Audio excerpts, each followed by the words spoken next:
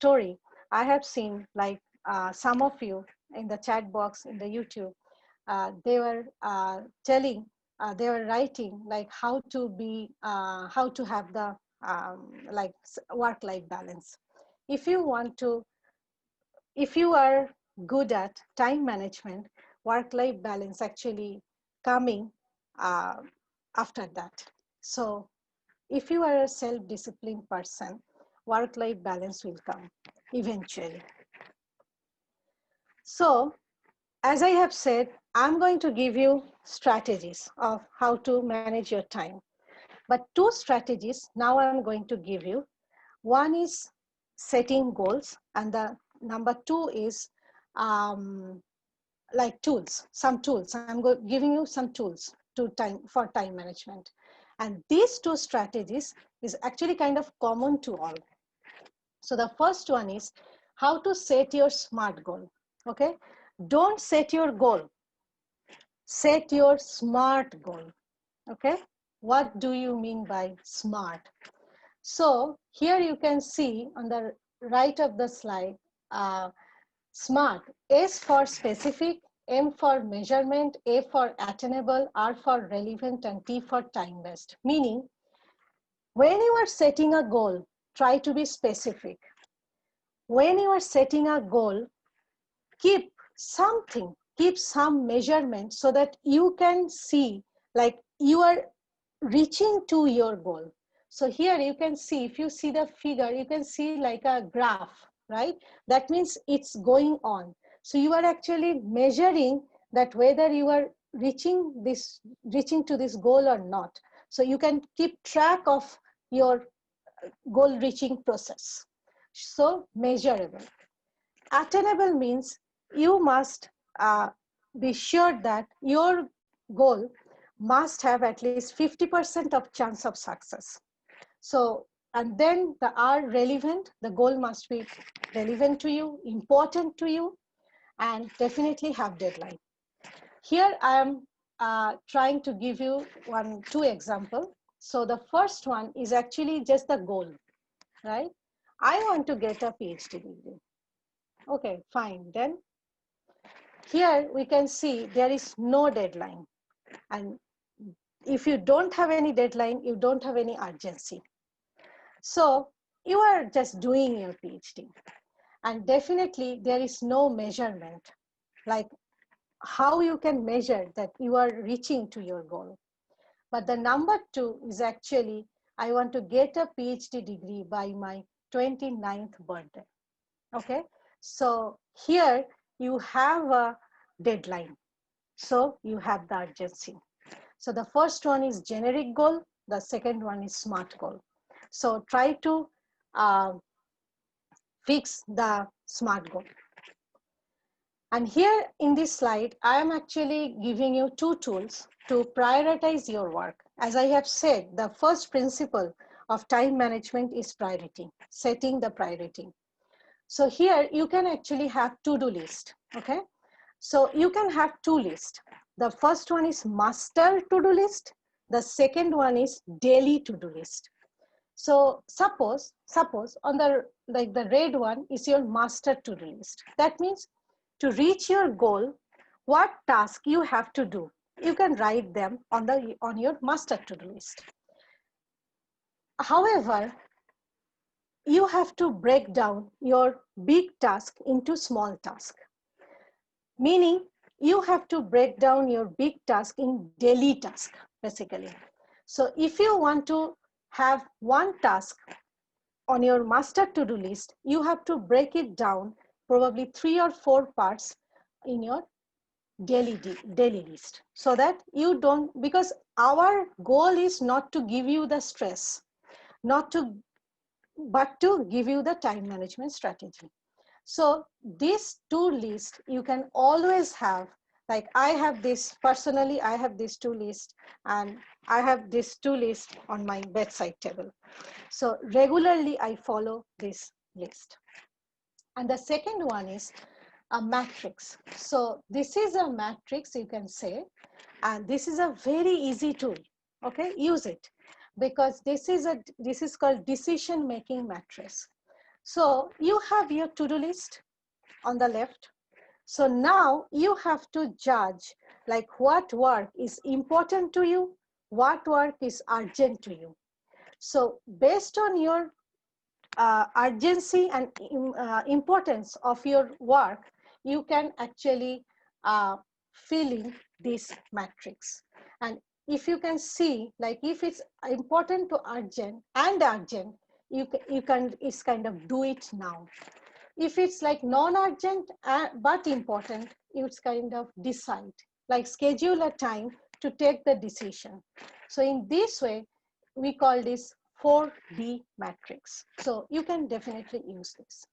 Okay, so this setting the smart goal and having the prioritization tools, this is kind of common for all. But now I'm going to give you more strategies, and definitely, as I have said, it like one size not fit all. So definitely every strategy will not work for everyone. You can try and find out whether these strategies are working for you or not. Let's start the strategies. So the first one is like you can break down your big goal. Second one, plan your week on Sunday. So write down your to-do list on Sunday. Then definitely set up a false deadline. Like if your deadline is kind of next Friday, you should set your deadline on next, like on Tuesday. Okay, so try to find out a false deadline for you so that you can be more productive. You have a thinking like, okay, I need to finish by Tuesday. Forget about Friday. Then you have the revision time between Tuesday to Friday. So you can have 3-day revision time. Okay, 3 days revision time. So this is kind of like, that's why I have written set up deadlines, even if you don't need to. Then another strategy we say, like identify and eat your frog each day. Means we all have high priority work to do every day. Try to do this high priority work in the morning so that you can be free for more work in the whole day. Then definitely take care of yourself, take out some time for you. Then avoid distraction when you are studying. Then definitely reward yourself. So like we all are human beings, right? We need motivation. So motivate yourself. Like if you do a good job, definitely you can reward yourself. Here I actually want to quote Abhishek Bachchan. I was reading an article last week, and probably many of you know that there is a series in Amazon Prime. It's called Breathe, the Breathe 2, the shadow, yeah, something shadow extra name. So he actually told his director that after, because his last scene was very, very critical, very hard, right? He was actually like displaying a good character as well as a bad character, like a mental disorder character. So, and the last scene, he actually, his director asked him to bring two characters together. So that was his, like he told that he when he gave the interview, he said that this is the most challenging scene, one of the most challenging scene I have ever done in my whole career. Then he said, after finishing this scene, I thought, like I said to my director, after finishing this scene, I need to go to a vacation. That means after finishing this scene, he wants to actually reward himself. Okay, so suppose you publish a paper. Okay, on that day, reward yourself. Nobody has to reward you. You are the person, you are yourself. So you can empower yourself and reward yourself. That's all. Don't wait who will come, who will celebrate your paper. Go to a good place. Okay, now it's COVID time, so you cannot go probably many places, but just reward, make a good food for you. or watch a series in Netflix. Okay, so reward yourself after hard work. Then definitely learning to say no to unimportant work. And then if you want to start a new habit, you can actually start a new habit and set your timer for 2 minutes. You will see eventually like 2 minutes is gone and you are still doing this uh, work. So it's called 2-minute rule. Next, use your waiting time if you are transporting to, like, again, it's COVID time, so probably you cannot do much, but try to use your waiting time. Then focus one task at a time. Then definitely take regular breaks between the tasks so that your mind can be, can become cool and calm and composed to jump to the, before jumping to the second work. Then create a done list. It will give you empowerment again, because you can say like tick, tick, tick, tick, tick, so you are done. So it will give you the empowerment that you did something. And definitely audit your time. I have heard that Ms. Datta actually was mentioning audit your time. So what she was mentioning that when you are doing some work, try to audit your time, like which work actually is taking how much time. So try to audit your time and later you can adjust this.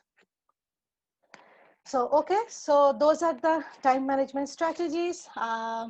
Again, it doesn't work for everybody, but definitely work for, like, definitely you can try some of them and see what will work for you.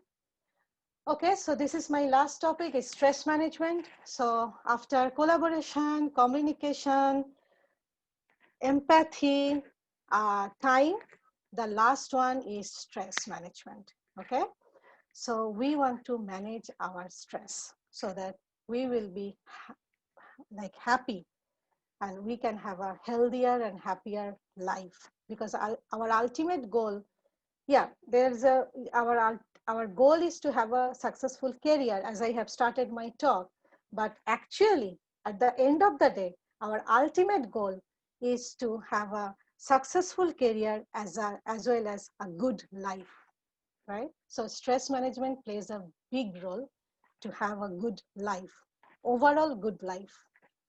So let me show you the definition of stress. This is from a dictionary.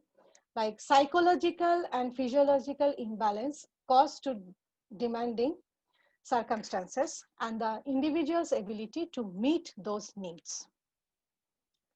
Here I am showing you actually a graph. Okay, so it's called Yerkes-Dodson law. So here you can see like student performance when they have studied the student performance versus student anxiety level. They have seen actually that when the stress is with stress, like when students is performing best, when the stress is increasing. However, up to a certain point, okay, up to a certain point. After this point, you actually see like when the stress is too high, students' performance is going down. Student is with too much stress, students is burned down, meltdown. So from here we can say there is two types of actually stress. One is positive stress, which is good for us, which is healthy, whichever usefulness. And the negative stress, which is bad for us, which is distressful, and it will make you unhealthy. So this is the positive and negative stress. Next, when we start, let's discuss like what are the stressors or what are the possible things that give you the stress. Okay, so here I have taken you from one university, of one of the universities from Australia. They use it in their counseling center. So here we can see a metaphorical basket. like, okay, so imagine a basket here. We can call it stress bucket. And you can see there are like mainly 4 types of stress a student can have. So the first one is kind of academic stress, which relates to like overbooked for work, then coursework, exam, grade, career concern. The second one is kind of intrapersonal stress, like health concern, mental health, financial situation. The third one is interpersonal stress, because student life, college life, university life is kind of a new beginning of the career. So we are forming new relationships. So from these new relationships can come with stress. So relationship, and then communication difficulty with your mentors, with your peers, with your lecturers. So those are kind of interpersonal stress. And the fourth stress is environmental stress, as our Datta said, Ms. Datta said, like homesickness, and then poor working condition. So those are the stressors. Those are the stress we can have in our life. And what is the consequence of having this stress? Your work life is completely imbalanced. So there are different sources of stressors, and these stressors can affect actually our body, our mind, our behavior, and our emotions. So these are the sign of stress, like how the stress can impact your these 4 things. Okay, so what should we do? We need to learn how to manage the stress. Okay, we need to develop some stress management strategy. So we need to break up with stress. So what is stress management? It is different types of intervention which are carried out to fight the stress. So we need to manage the stress, we need to fight the stress through stress management strategy. So what are the importance of stress management strategies in academia? We can increase the productivity at our work. We can focus more and make better decision.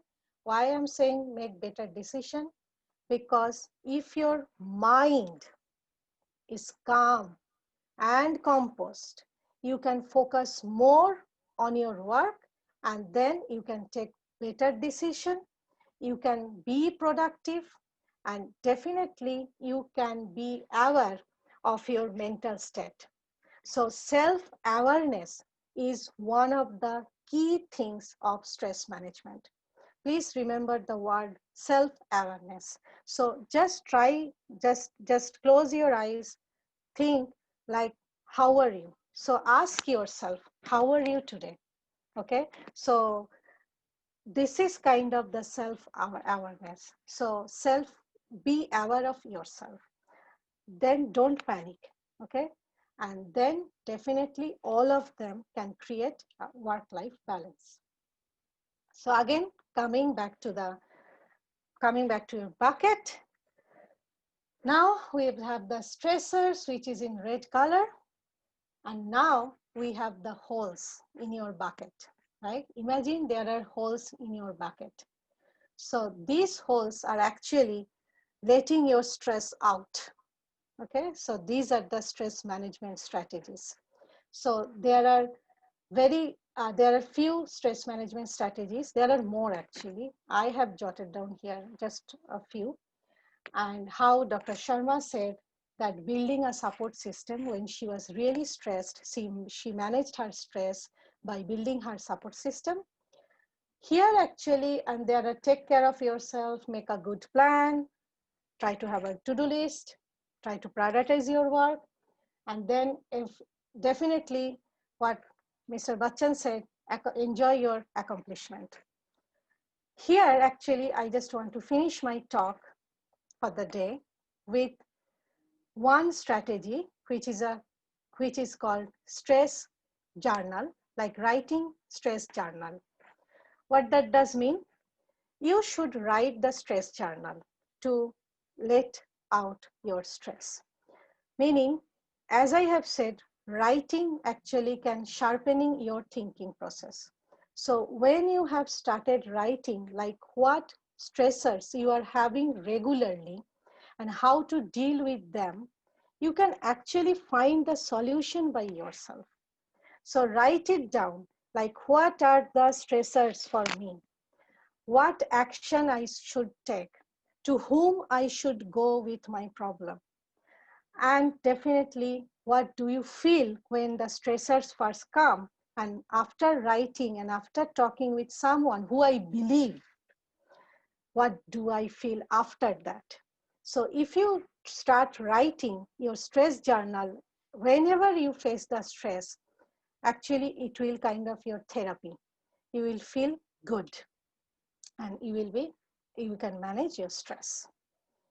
Okay, so our key takeaways for our talk today, that soft skills complement hard skills but get little respect, and we need to be aware of their importance and consequences of shortcomings, and it as it's every stages of our career we need that.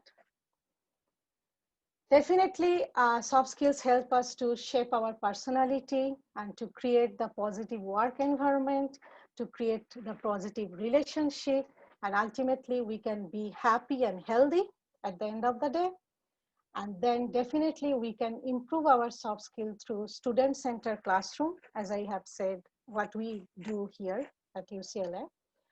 And then definitely you can take short courses, you can take more workshops, more training, like guided training on individual soft skills, and then regular practice it. Because ultimately from growth mindset and from the soft skills talk, I think one final message I want to give you, that practice, practice, and practice more. Okay. So in today's seminar, we talked about the soft skills are important in academia. However, again, if soft skills is the big iceberg, I have just covered the tip of this iceberg. So much left. And I want to acknowledge my mentors, my teachers at UCLA, and definitely my mentor in Los Angeles Community College District, Dr. Angela Echeverry, and then the team Bioingene, and definitely the panelists for sharing their stories and making my path more easier. So this is the end of my talk, and thank you so much.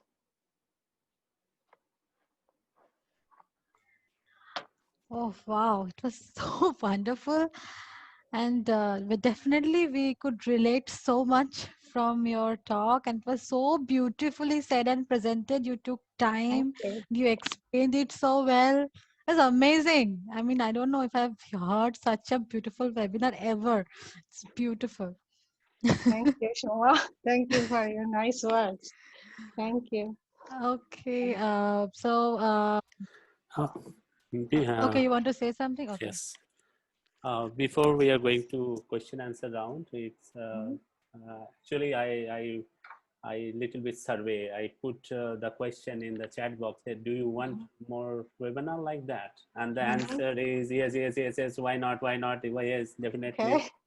So as you say that there is a lot of soft skill, and the biggest problem in our life to understand whether it is soft skill Mhm. and not. Though Yeah. I realize that it need training and practice. It's another Mhm. session, but before understanding that these are the soft skill, it's Mhm. I think very important for everybody. Those are the listening to your talk, and I also want to say the audience for the patience, because I intentionally not cut down the time because it's the opportunity for all of us hearing the webinar. And I'm also thankful the speaker because she is from a biology background, is a plant related background and microbiology related background, and doing such a tremendous work in the soft skill. I think it's also come on the growth mindsets. If you love it, if you passionate it, you go for it. You can Yeah. flourish whatever your field of your interest. So Yeah. it's very interesting to me also that someone working on the science, publishing paper, doing PhD, and ultimately teaching soft skills. And I am very happy. I enjoyed the webinar a lot. And this webinar is a very interesting for me. Can Thank I you. request you that you mentioned that you have only covered the 5 skills, 5 soft skills, and there is lot Yeah. of Yeah. other soft skills.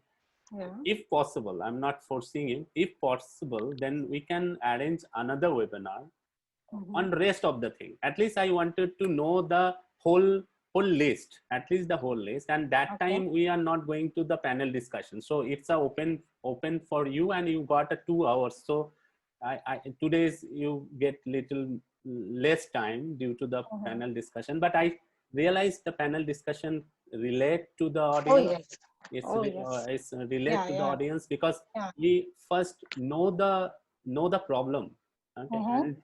And in our system, or I can say in my experience, that it is very important to learn the problem and Mhm. understand the problem, then find a solve of it. Without Mhm. knowing the problem, you can't solve it.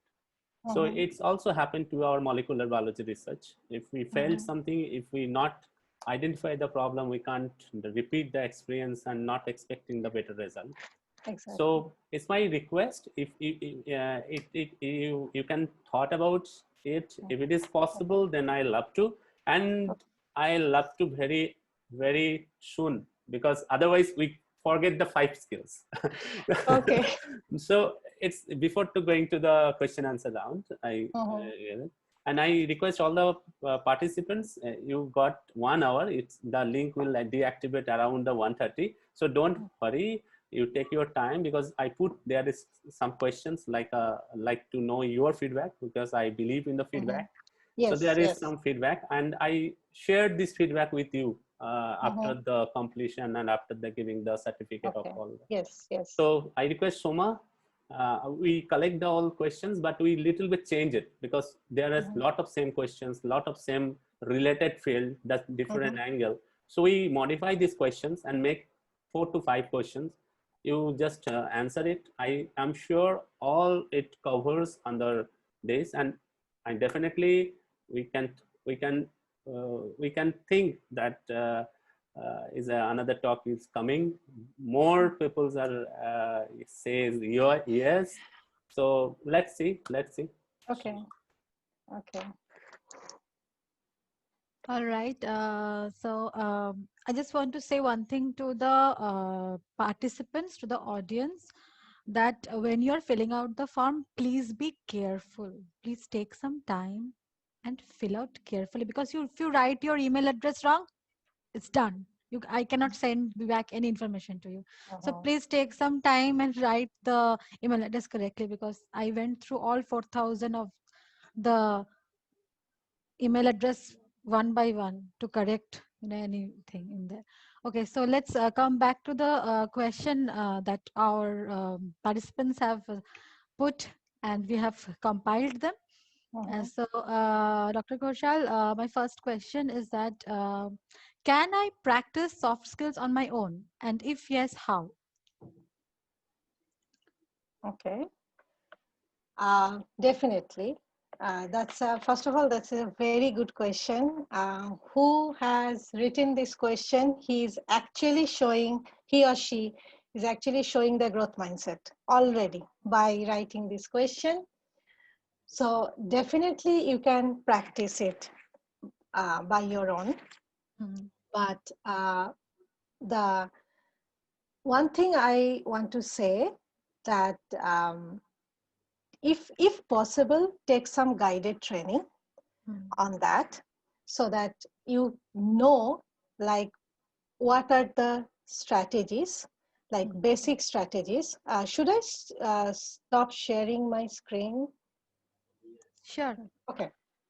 Yeah. So you can have those, if you have those training, like I can give one example of mine.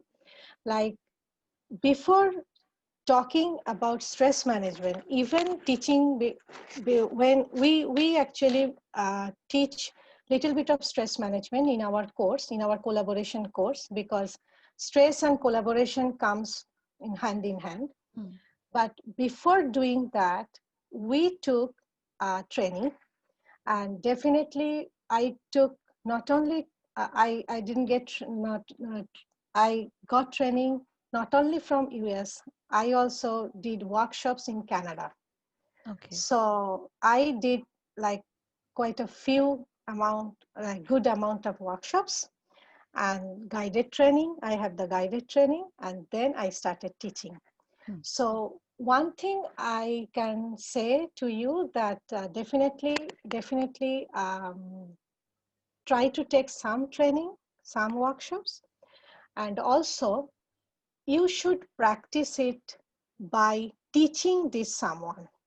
So suppose you are trying to build your communication skills, try to practice your communication skills with someone, with your peers, with your mentors, like how I have, what I have said, like your, uh, ask your peers, like I want to give, suppose choose a topic and make some presentation or make some public speaking script, and just ask your peer, like, can I please give my presentation skills or my speaking, like, can I speak to you about this topic? So if you can practice in this way, like with your peers, with your colleagues, you can practice this. And definitely you can do another thing, you can teach another person. So because teaching is the most important thing, like the most valuable thing in this world. Like if you teach, you gain more actually. So teach, practice with your peers, and try to take some training. So these are the three ways you can do. All right. So the next question is that I ask, somebody has written, I ask for feedback about my work from my friends. Some provide very negative feedback, and I feel depressed and get confused about my work. Can soft skills help me in handling this situation?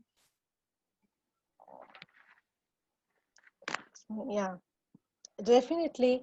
As I have said, that first of all, when you know the soft skills, you know the how to collaborate or how to accept the feedback. So as I have said, like when there is giving and accepting feedback process is going on, you need to think about trust. You need to think that whether there is a good relationship, like trustworthy relationship or not. So it doesn't mean, like sometimes when I uh, like make some presentation or I make some class notes, I actually bring my class notes or my presentation to, like, kind of to my one of my hard colleague, so that I know she or he is going to give me the hardest feedback, the most negative feedback. But another thing is the feedback is like whether she or he is just giving you the feedback or just showing you the areas of improvement or giving you some solutions. So if somebody is saying something negative to you, just don't depressed at the very first moment. Try to think about the trust level. Try to think about the try to think about the um, whether he or she is giving you the solution or not. So just don't based on the negativity. Right. So the next question is there any protocol to provide constructive feedback? Yes, there is a protocol. Definitely there is a protocol to give you the constructive feedback, which I couldn't share with you today. because there is three types of feedback. Giving constructive feedback, it's called hard, warm, cool, and hard feedback. So both three of them are very positive feedback, constructive feedback, but there are a difference between the levels of the feedback. So yes, definitely there is a protocol of giving feedback. Yes. All right. All right. Okay. Next question. How can I maintain transparency in collaboration? Okay, that's a very good question. I love it because transparency is one of the major things in collaboration. As I have discussed a little bit during my talk. So transparency, definitely you can have a shared drive or shared folder or shared document where you can actually write down or give your input uh, so that everybody can see that. So transparency means everybody should know what's going on within the team. This is called transparency, right? So definitely you can share the material with your whole team. All right, moving on. How will soft skills help me in my exams as an undergraduate student? Okay, this is a big question. Like it's broad basically. So there are so many strategies that how soft skills can help you in the exam. So definitely you can have growth mindset to practice more. And if the strategy doesn't work for your first exam, you can change your strategy. You can change your study habit. Then definitely you can manage your time. And what I have shown to you, like definitely have this deadline, false deadline, so that you can have a false deadline and then you can have some revision time before your real exam. So there are like many strategies, but yeah. All right. Yes, definitely. Time is limited, so definitely. Okay. Yeah. So the last question, one more question. Okay. Okay. I always plan my day and week. Uh-huh. However, when I try to implement it, I fail as I get interrupted by my colleagues. How can soft skills help me? Okay. Okay. Yeah. Definitely, it it it happens. It happens. So it's a very regular scenario. So what we can do, like we can actually uh, talk about our working strategy with our colleague. Like from this time to this time, I am working, so I cannot talk to you. Definitely after finishing this work, I can talk to you. I have time for you, but not from this time to this time because I have a fixed time to work. And when I am working, I don't actually like any disruption. All right. So in a polite way, you can say that, and definitely like this time to this time, I'm not available for taking any phones or something because I am with my family. So definitely you can, again, transparency plays a great role here. So if you are transparent with your team member, they will give you the space. That's for sure. But be transparent. Yeah. Where